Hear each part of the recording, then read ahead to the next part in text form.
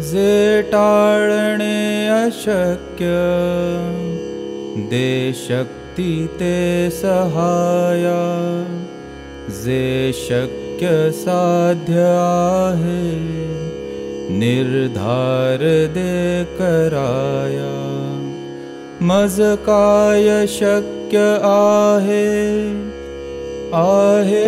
अशक्य काय, माझे मला कळाया दे बुद्धी देवराया.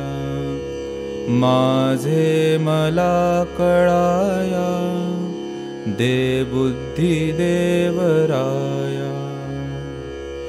माझे मला कळाया दे बुद्धी देवराया. नमस्कार. निरामय डी ॲडिक्शन सेंटरच्या या इन्फॉर्मेटिव्ह पॉडकास्ट सिरीजमध्ये तुम्हा सर्वांचं मी मुक्ता ढवळे खूप खूप स्वागत करते. मागच्या एपिसोडमध्ये आपण आजाराबद्दल माहिती घेतली. व्यसनाधीनता हा आजार नेमका काय आहे, कसा आहे, त्याच्याबद्दल आपण माहिती घेतली. आज आपण बोलणार आहोत त्याच्या प्रकारांबद्दल. ह्या प्रकारांबद्दल बोलण्यासाठी आपल्यासोबत आहेत अनुराधा करकरे मॅडम. नमस्ते. नमस्कार मॅडम, सरांनी आम्हाला असं सांगितलं की व्यसन म्हणजे नक्की काय, पण मला असा प्रश्न विचारायचा आहे की व्यसनाचे प्रकार नेमके कोणते कोणते? विविध प्रकारची व्यसनं आहेत, ज्याला आपण अंमली पदार्थाचं व्यसन म्हणतो. त्याच्या साधारण 5 ते 6 कॅटेगरीज होऊ शकतात. पहिली कॅटेगरी मला असं वाटतं की जी आहे नार्कोटिक ड्रग्सची. तर नार्कोटिक ड्रग्स ही तयार होतात ती अफूपासनं होतात, अफूच्या बोंडापासनं होतात, ज्याला हिरोईन, मॉर्फिन आणि त्याचं भ्रष्टरूप म्हणजे ब्राऊन शुगर. दुसरी कॅटेगरी येते ती म्हणजे डिप्रेसंट या कॅटेगरीत येतं, म्हणजे निराशा आणणारे ड्रग्स. त्याच्यामध्ये बहुतेक वेळेला दारू आणि झोपेच्या गोळ्या येतात. तिसरी कॅटेगरी आहे ती स्टिम्युलंट म्हणजे चेतना देणारे, जागृती वाढवणारे ड्रग्स ज्याला म्हणतो. त्याच्यामध्ये निकोटीन, कोकेन, आत्ताचे MD, MCAT वगैरे असे पदार्थ येतात. चौथी कॅटेगरी ही कॅनबीज म्हणून ओळखली जाते, ज्याला आपण गांजा म्हणजे भांगेच्या वनस्पतीपासून तयार होणारे पदार्थ. त्याच्यामध्ये गांजा, चरस हे येतात. भांग ही तर आपल्याकडे कल्चरली मान्य असणारी गोष्ट आहे. बरेचदा भांग कलून पितात, दुधाबरोबर ती घेतली जाते. आणि गांजाची वनस्पती भारतामध्ये बऱ्यापैकी आहे.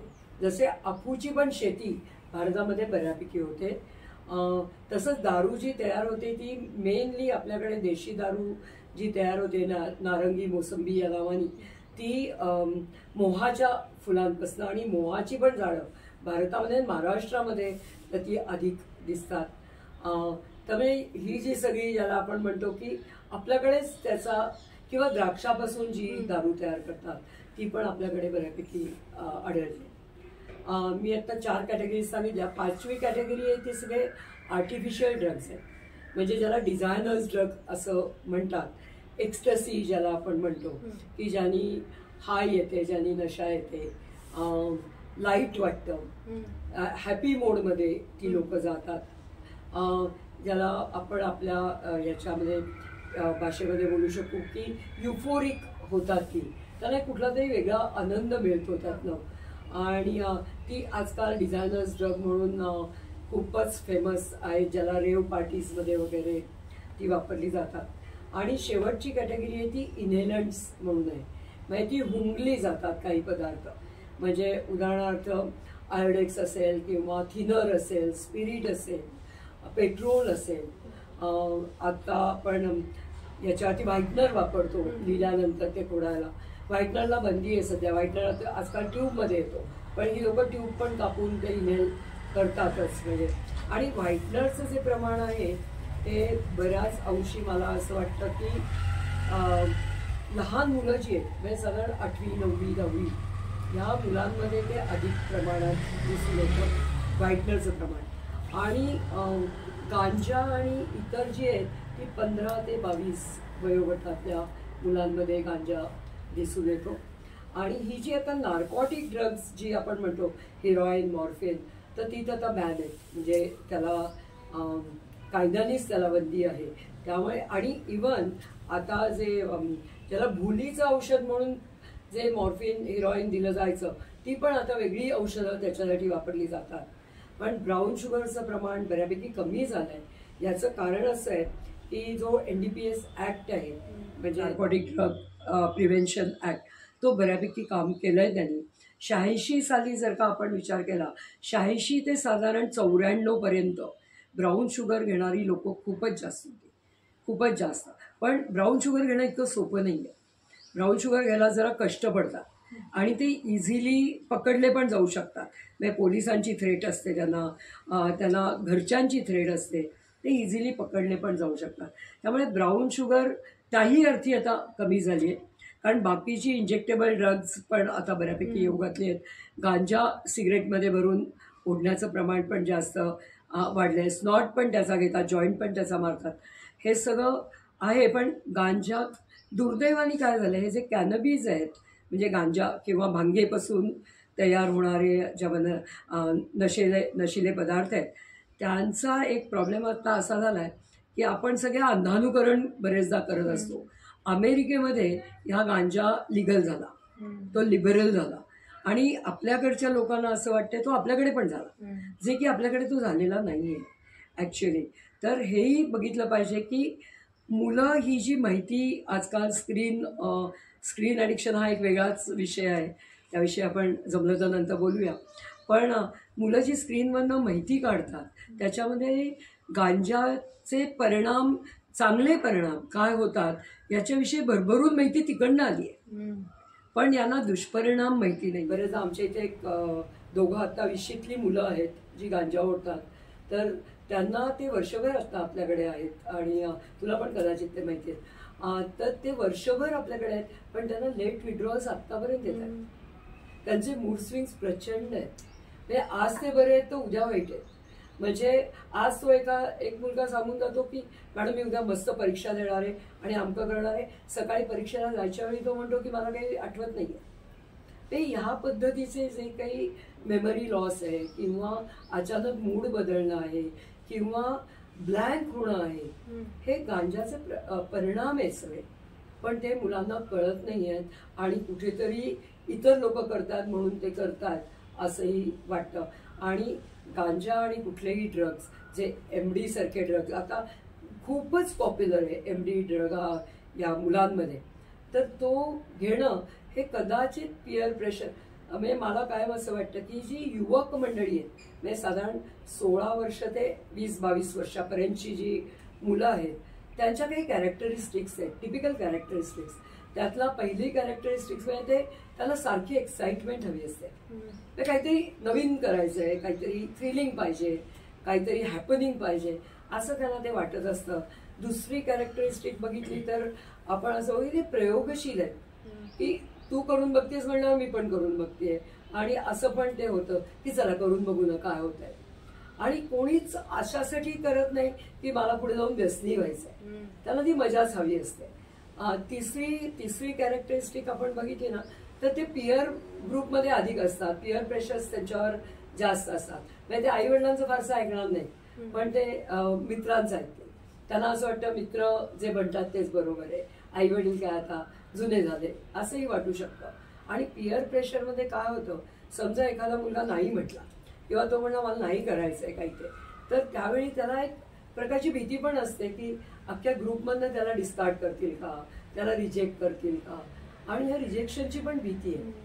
आणि मग तो आजकाल फोमो पण आहेच आहे, फिअर ऑफ मिसिंग आउट. मग मी का मिस करू, ते इतर जण करतात तर मी का मिस करू, असंही काही.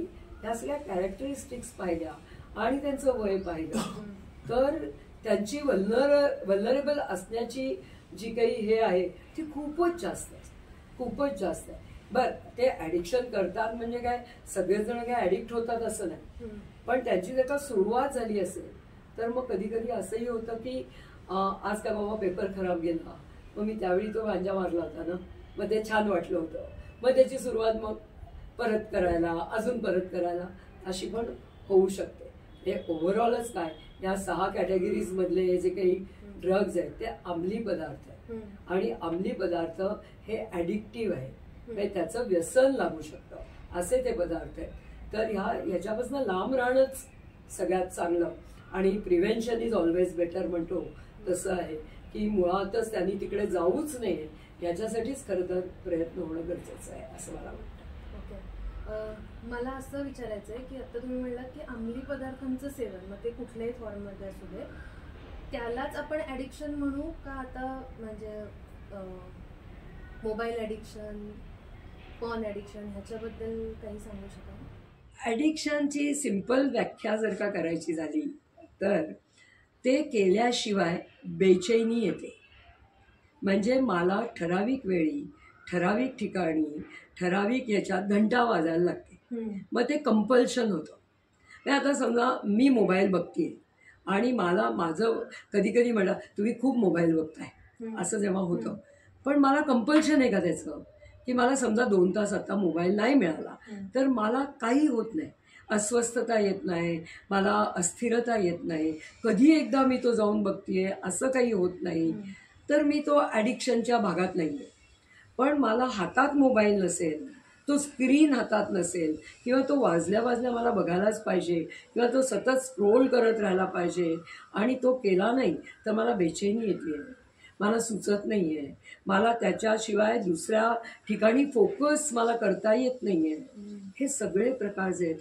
पण तिथे काय होतं, अंमली पदार्थ पोटात जातो, त्यामुळे शरीरावर होणारा परिणाम हा वेगळाच भाग आहे. म्हणजे तो त्या अंमली पदार्थांनी होतोच, पण हे फोन ॲडिक्शन जे आहे किंवा आपलं स्क्रीन ॲडिक्शन जे आहे तिथे आपल्याला हे बघावं लागतं की कंपल्सिव्ह झालं आहे का, आणि कंपल्सिव्ह असेल, डिपेंडन्सी आली असेल तर ते ॲडिक्शन कॅटेगरीतच जाईल असं मला वाटतं. कारण मेंदूचा ताबा त्यांनी घेतलेला ऑलरेडी आहे. आणि म्हणजे ते आणि आजकालच्या मुलांमध्ये ते ॲडिक्शन खूपच दिसतं. म्हणजे त्यांना बाकी कोणीही लागत नाही, ते आणि तो मोबाईल, ते आणि ते स्क्रीन, याच्यामध्येच ते असू शकतात असं मला वाटतं. ओके. मागच्या एपिसोडमध्ये सर असं म्हणले की ॲडिक्ट्सना विड्रॉल्स फेस करायची भीती वाटते, तर मग तसंच ह्या मोबाईल ॲडिक्शनशी रिलेटेड, स्क्रीन टाईमशी रिलेटेड आपण काही म्हणजे कसं आपण बायफर्केट करणार की हा आता स्क्रीन ॲडिक्ट झाला, त्यांना पण असे काही विड्रॉल्स जाणवतात का? मला असं वाटतं मानसिक लेवलला ते विड्रॉल्स नक्की जाणवत असते, नक्की जाणवत असते. कारण त्यांची ॲसोसिएशन्स जी आहेत ती ब्रेक होत आहेत त्यांना, जर का ते मिळालं नाही तर. आणि ती ब्रेक झाली की एक अस्वस्थता येणे किंवा चलबिचल होणे किंवा ते मिळत नाही आहेत म्हणून यरझारा घालत राहणे किंवा कैत्येक याला हात पण काहीतरी विचित्र त्याच्या मुवमेंट्स होताना आम्ही पाहिल्यात. कारण तो हातात सतत जेव्हा स्क्रीन असतो आणि हातात तो स्क्रीन नाही आहे, त्याचा काहीतरी परिणाम त्याच्यावरती होणे, मोटर कंट्रोल्सवरती परिणाम होणे, असे विड्रॉल्स येऊ शकतील. ज्याला आपण शारीरिक विड्रॉल्स कदाचित येणार नाहीत, पण मानसिक लेवलवरचे विड्रॉल्स नक्की येऊ शकतील असं मला वाटतं. अजून एक प्रश्न असा विचारायचा होता की वाईट सवयींना आपण ॲडिक्शन म्हणू का? म्हणजे कारण आता मोबाईल खूप वेळ बघणं हे आपण म्हणतो की वाईट सवय, आता त्याचं ॲडिक्शनमध्ये रूपांतर अशा पद्धतीने झालं, तर कुठलीही वाईट सवय ही ॲडिक्शनपर्यंत कशी जाते? म्हणजे कसं म्हणूया आपण की एखाद्या गोष्टीचा वापर करणं, एखाद्या गोष्टीचा गैरवापर करणं आणि एखाद्या गोष्टीचा अतिरिक्त गैरवापर करणं, म्हणजे ज्याला यूज, मिसयूज आणि ॲब्यूज असं जेव्हा आपण म्हणतो, ॲब्यूजकडे आपण गेलो की ते ॲडिक्शनकडे जातं. म्हणजे जसं आपण व्यसनाच्या बाबतीत सुद्धा म्हणतो, काही लोक हेवी ड्रिंकर असतात पण ते ॲडिक्शनमध्ये नाही आहेत, ते जास्त प्रमाणात व्यसन करतात पण त्यांच्या कुठल्याही दैनंदिन कार्यक्रमामध्ये फारसे बदल होताना दिसत नाही, पण त्याला आपण हेवी ड्रिंकर म्हणतो. म्हणजे त्याचा परिणाम शरीरावर काय व्हायचा तो होतच असतो, पण त्याला त्याच्या इतर दैनंदिन प्रकारावरती परिणाम फारसा होत नाही. मग जर का तुमचं आता जर का मुलं ॲडिक्शनमध्ये असतील तर त्यांचा अभ्यास होणार नाही, ते परीक्षेला कदाचित जाणार नाहीत, त्यांची इयर डाऊन्स होतील, वर्ष वाया जातील, कदाचित त्या अभ्यासावरचा फोकस किंवा पुढे जे जाण्याचं ध्येय असतं किंवा काहीतरी मिळवण्याचं काहीतरी ध्येय असतं ते सगळं खराब होईल किंवा त्यांच्या सगळ्या आपल्या राहणीमानावरती परिणाम होईल. म्हणजे त्या ॲडिक्शनच्या बाबतीत आंघोळच करायची नाही, तासन तास बेडवरती पडूनच राहायचं किंवा तो मोबाईल असा घेऊन आडवं पडून राहायचं, मग त्यांचे शारीरिक व्यायाम होत नाहीत किंवा शारीरिक ज्या हालचाली होत पाहिजेत त्या होत नाहीत. हे सगळे परिणाम होणारच आहे. त्यामुळे यूज इथपर्यंत ठीक आहे, मिसयूज अलार्मिंग आहे, म्हणजे धोक्याची सूचना आहे, आणि अब्यूज हा डेफिनेटली ॲडिक्शनकडे जाणारा भाग आहे. त्यामुळे फोन ॲडिक्शन काय किंवा मोबाईल ॲडिक्शन काय आणि अंमली पदार्थाचं ॲडिक्शन काय, कंपल्शन जिथे जिथे आहे, डिपेंडन्सी जिथे जिथे आहे, तिथे तिथे धोक्याची सूचना आहे, नक्कीच आहे. आणि ॲडिक्शनचा ब्रेनवरती किती परिणाम? तो एक वेगळा टॉपिक म्हणूनही आपल्याला घेता यायला पाहिजे. खरं तर ॲडिक्शनचा ब्रेनवरती खूपच परिणाम होतो.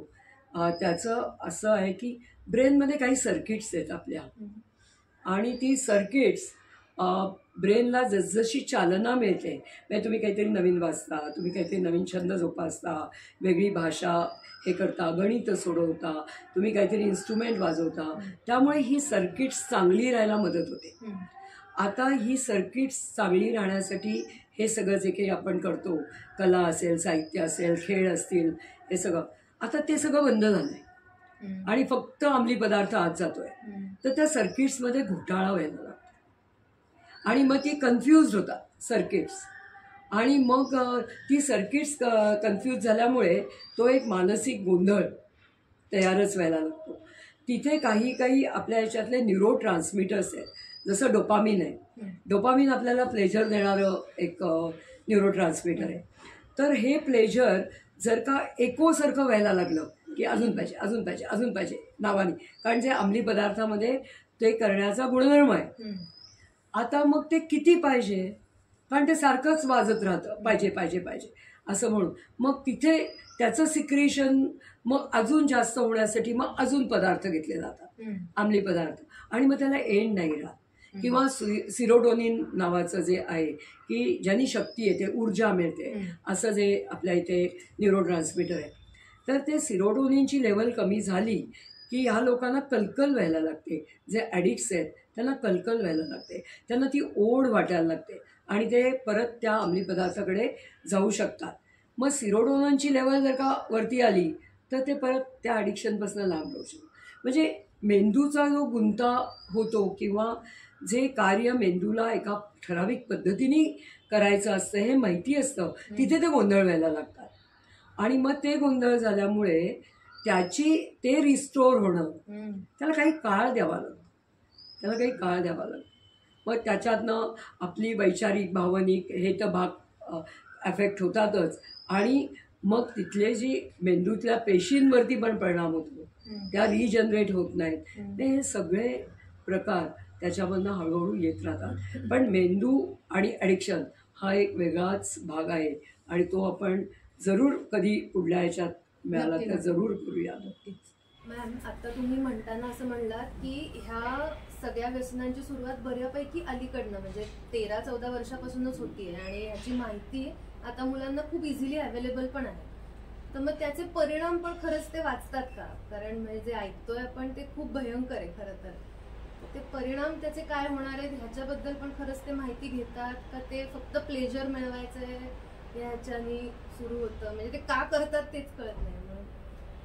खरं सांगायचं ना तर प्रत्येकाला परिणाम माहिती असतात, कारण आपल्याकडे खूप बोलबाला आहे त्याचा की असं करायचं नसतं, हे चांगलं नसतं, हे केलं की अमुक होतं तमुक होतं.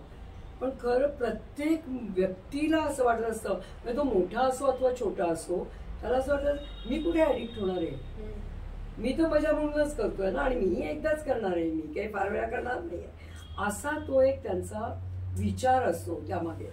आणि हे जेव्हा असं वाटतं की परिणामांपेक्षा मजेला जास्त महत्व आहे ना आपल्याकडे, परिणाम काय होतील ते पुढचं पुढे बघू, पण आत्ता तर मजा येते ना, आत्ता तर मी पिअर ग्रुप बरोबर आहे ना, आत्ता तर मला तो स्नॉट मारताना किंवा जॉईंट मारताना बरं वाटतंय ना.